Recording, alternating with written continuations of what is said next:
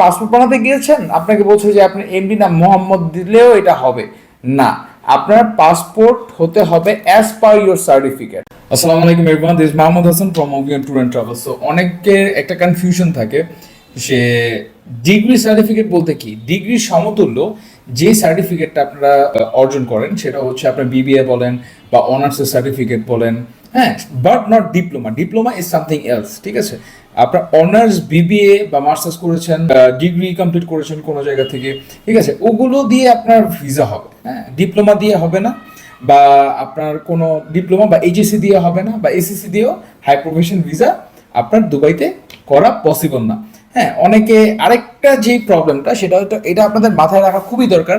অনেক সময় মানুষ বলে যে ভাই এমডি অ্যান্ড মোহাম্মদ, ধরেন আপনার সার্টিফিকেটে এমডি আছে, এখন আপনি পাসপোর্ট বানাতে গিয়েছেন, আপনাকে বলছে যে আপনি এমডি নাম মোহাম্মদ দিলেও এটা হবে না। আপনার পাসপোর্ট হতে হবে as per your certificate.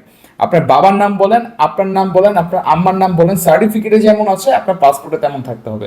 Only then you can apply for high profession visa. যদি এটা কারণ না থেকে থাকে, যে নামের এরর, যে এমডি মোহাম্মদ, পাসপোর্ট বানাতে গেলে আমি আবার বলে দিচ্ছি, পাসপোর্টের ওখানে যদি আপনাদের বলে যে MD and Mohammad same, no.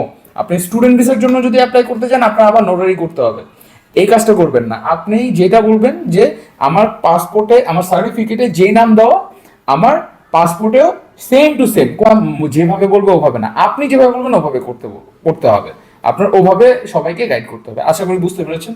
তো এই ইনফরমেশনগুলো অনেকের জানা দরকার ছিল, তো এটাই আমি আপনাদেরকে বলে দিলাম। তো সবাই ভালো থাকবেন, সুস্থ থাকবেন, আর অবশ্যই অভিযানের সাথে থাকবেন। আসসালামু আলাইকুম রহমতুল্লাহি ওয়া বারাকাতুহু।